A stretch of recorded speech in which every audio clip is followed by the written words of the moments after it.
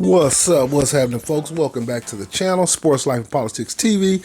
Well, today we got a little sports segment. Today we're going to do a playoff preview of the Boston Celtics, number 2 seed against the Miami Heat, number 1 seed in the NBA playoffs.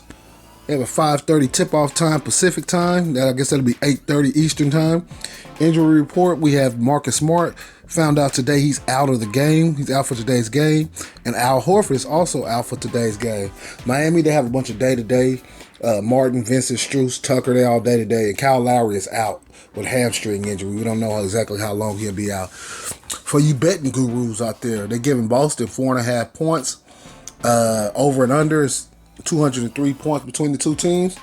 Regular season, Boston finished 51-31. Miami finished 53-29. Head-to-head, Boston won the season series 2-1. And I think Jimmy Butler been playing one of those games. Let's go over the league rankings. Boston Celtics, they finished 12th in the NBA at 111 points a game. Miami finished 10th at finished 17th at 110 points per game.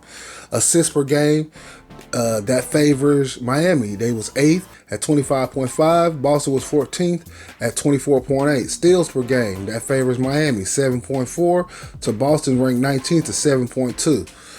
Blocks per game, Boston was one of the best teams in the NBA in block shots per game. They averaged 5.8.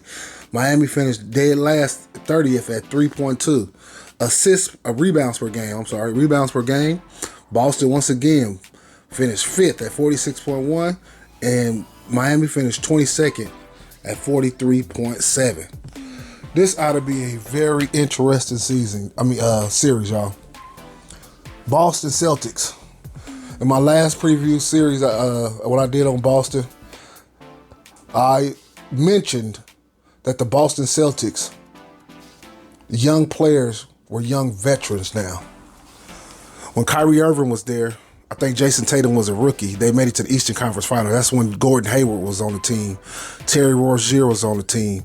And that team, I think Marcus Smart was on the team. That team finished in the Eastern Conference Finals. If I'm not mistaken, against LeBron James, they end up eventually losing. But that team completely overachieved.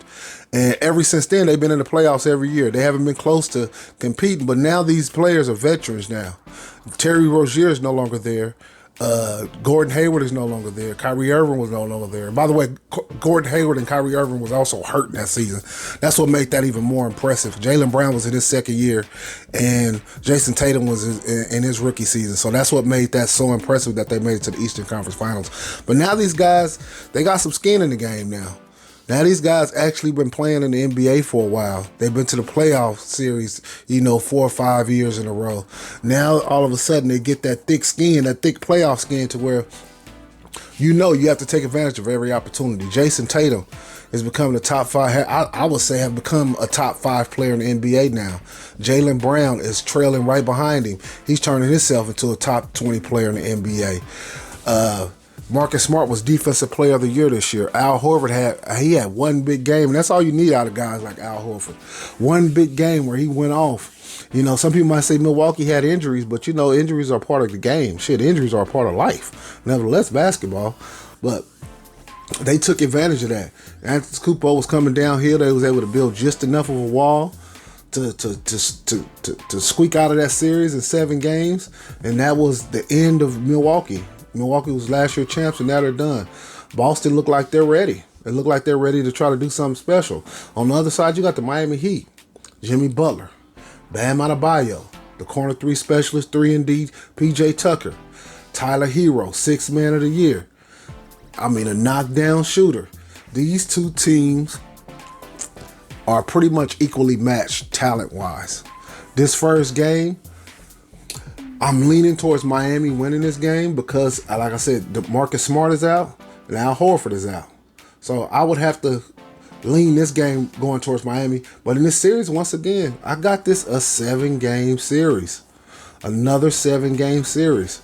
So my pick in the 7-game series, I'm going with the Boston Celtics. Look, in these type of series, let's be honest, y'all, this is a toss-up. I'm picking Boston, but if Miami won, I wouldn't be surprised because the 7th game will be in Miami.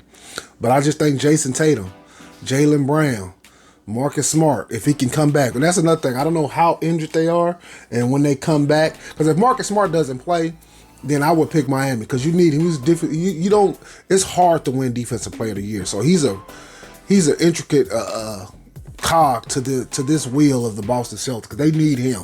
So if he doesn't play, you would have to favor Miami. But I'm assuming he playing, so that's why I'm picking Boston. I got Boston at 7. I appreciate y'all tuning in, man. Hit that like, hit that subscribe. I just took your ass on one hell of a playoff ride, and I'm out. Peace.